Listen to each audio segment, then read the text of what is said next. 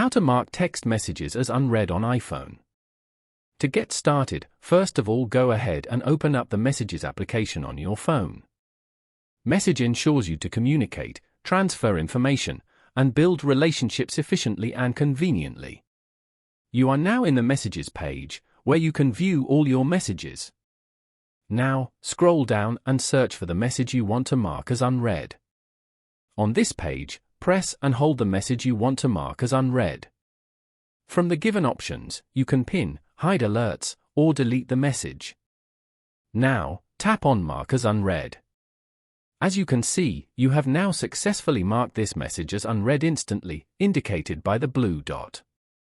Following these steps, you can easily mark text messages as unread on an iPhone. Thank you for watching. Please leave a like if this tutorial helped you, or leave a comment below if you have any questions related to the video.